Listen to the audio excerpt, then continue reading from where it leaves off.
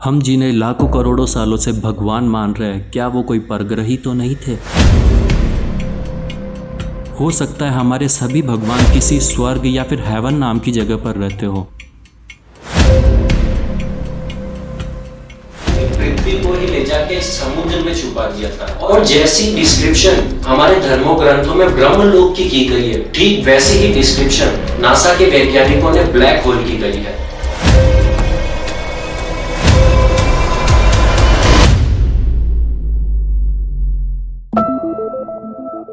तो करते हैं सीधा मुद्दे की बात। दोस्तों, क्या आपने श्री राम भक्त हनुमान के बारे में सुना है?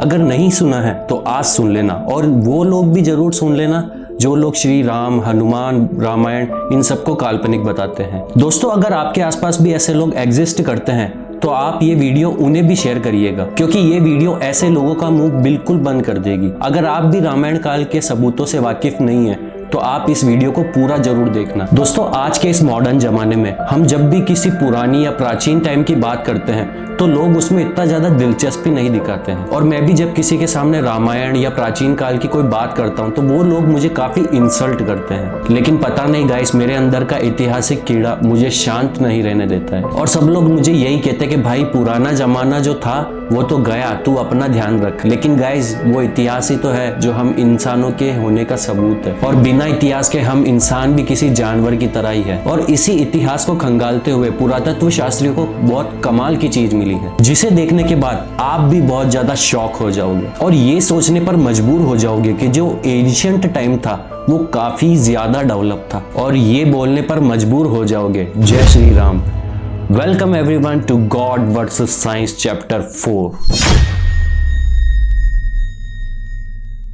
वो कौन थे? वो कहाँ से आए थे? वो पीछे क्या छोड़ गए? हमें इतना आधुनिक क्यों बनाया? क्या वो वापस आएंगे? God versus science.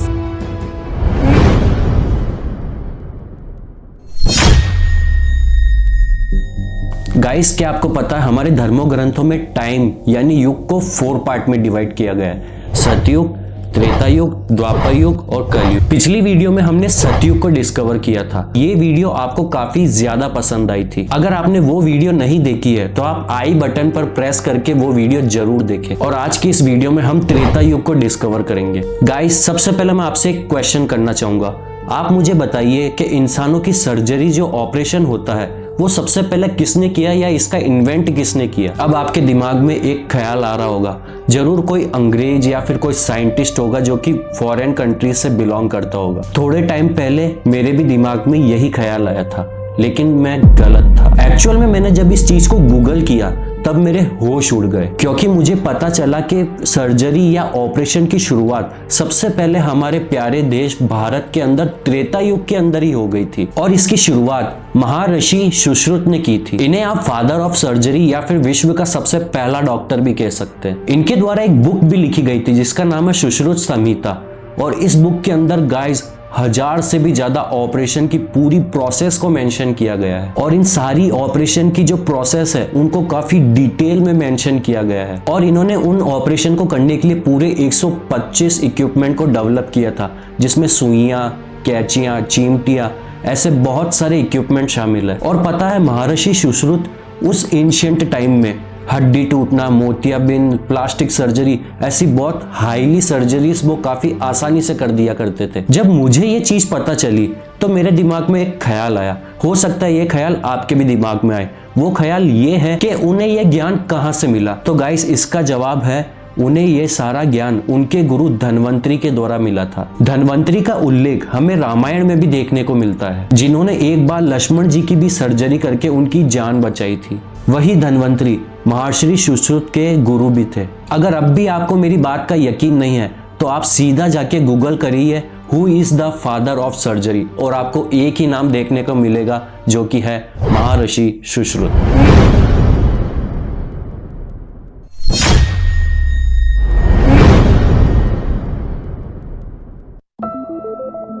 गाइस, मान लो आप अभी अमेरिका में हो और 20 दिसंबर को आपका बर्थडे आता है और आपका एक फ्रेंड जो कि इंडिया में है वो रात 12 बजे आपको बर्थडे विश करना चाहता है और ठीक इंडिया में रहते हुए वो ठीक रात के 12 बजे आपको आपका बर्थडे विश करता है। और जब वह इंडिया में रहते हुए आपको बर्थडे विश करेगा ठीक रात के 12 बजे तो आपको बहुत अजीब लग सकता है, क्योंकि जब इंडिया में 20 दिसंबर के रात के 12 बजेंगे उस टाइम को अमेरिका में 19 दिसंबर ही चल रहा होगा। बहुत डीप बात है ये अगर आप ध्यान से समझो तो। और इसका मतलब यही है गाइस कि टाइम का जो एक्चुअल मेजरमेंट है वो हम इंसानों के पास अभी तक नहीं है, लेकिन हमारे इंडिया में जो धर्म ग्रंथ है उनके अंदर एक्चुअल टाइम के मेजरमेंट को नापा गया है। आप में से बहुत सारे लोगों की कुंडली तो जरूर बनी हुई होगी और कुंडली में आपको कुछ ऐसा कुछ देखने को मिलता है जिसमें 1 से 12 तक ब्लॉक्स बने होते हैं। और मैं आपको ये बता दूं कि इन 12 ब्लॉक्स के अंदर आपके जन्म का एक्चुअल टाइम मेंशन है, क्योंकि इन 12 ब्लॉक्स के अंदर हमारे जन्म के समय के 9 ग्रह और सूरज, राहु, केतु इन सब की पोजीशन मेंशन होती है। और गाइस नासा के वैज्ञानिक भी यही मानते हैं कि planetary position system is the best measurement of time, और इसे मेजर करने के लिए उनके पास एक सॉफ्टवेयर भी है। और इस प्लैनेटरी सॉफ्टवेयर के अंदर जब राम भगवान की कुंडली के अनुसार उन ग्रहों को सेट किया गया तो उनकी बर्थ डेट तक निकल आई थी, जो कि ये थी 5114 BC। और इस दिन चैत्र माह की शुक्ल पक्ष की नवमी थी, यानी राम नवमी का दिन था वो। I think that's is the biggest proof of Shri Ram. लेकिन गाइस यहाँ भी एक प्रॉब्लम है, क्योंकि ये डेट सिर्फ और सिर्फ 7000 साल पुरानी थी, जबकि श्री राम तो त्रेता युग के थे, जो कि आज से लगभग 25 लाख वर्ष पूर्व था। और फिर बाद में साइंटिस्ट लोगों ने उस प्लैनेटरी डाटा को, जो कि श्री राम भगवान का था, उसे वापस उस सॉफ्टवेयर के अंदर डाला और ठीक से रिसर्च करने पर साइंटिस्ट लोगों को यह पता चला कि सेम प्लैनेट कॉम्बिनेशन 22 लाख साल पहले भी हुआ था। और गाइस ये ड्यूरेशन त्रेता युग की ही है। आई थिंक ये भी बहुत अच्छा प्रूफ है श्री राम भगवान की एग्जिस्टेंस का। और अब बात करते हैं एडम्स ब्रिज यानी राम सेतु की। राम सेतु के आसपास जो मिट्टी इकट्ठा हो रखी वो तो कुछ 4000 साल पुरानी है, जो कि समुद्र की लहरों के द्वारा उत्पन्न हुई है। लेकिन इसमें जो पत्थर मौजूद है वो काफी ज्यादा साल पुराने हैं। और राम सेतु का जिक्र रामायण में भी देखने को मिलता है। राम सेतु श्री राम भगवान और सीता मैया के होने का सच्चा सबूत है। और आपको तो पता ही होगा हनुमान जी ने पूरी लंका को जला डाला था, और आज भी वहां की जो रेत और मिट्टी जो अवशेष निकलते हैं वो काले रंग के होते हैं, यानी जले हुए होते हैं। और रामायण के अनुसार रावण के दरबार पर 4 दांत वाले हाथी यानी दिग्गज पहरा देते थे, और पुरातत्व शास्त्रियों को ठीक उसी जगह पर वैसे ही दांत वाले हाथियों के अवशेष मिले हैं, जो कि 1.7 मिलियन वर्ष पुराने हैं। इतना सब कुछ देखने के बाद गाइस मैं तो पूरा श्योर हूँ कि रामायण एक्चुअल में एग्जिस्ट करती थी। एक और प्रूफ बताता हूँ। जब श्री राम जी ने जल समाधि ले ली थी तो उसके बाद जो उनके भक्त थे हनुमान जी, वो हिमालय की तरफ चले गए थे। और चीन के अंदर भी मंकी किंग नाम के किसी गॉड की पूजा होती है। और अगर चाइना और हिमालय की दूरी को देखा जाए तो वो ज्यादा दूर भी नहीं है। इट्स वेरी पॉसिबल गाइस कि मंकी किंग और हनुमान जी एक ही पर्सन हो। तो ये थे कुछ प्रूफ जो कि रामायण काल यानी त्रेता युग से जुड़े हुए थे। और गाइस मैं आप सब लोगों से माफी भी मांगना चाहूंगा, क्योंकि मैं इतने दिन से यूट्यूब पर एक्टिव नहीं था,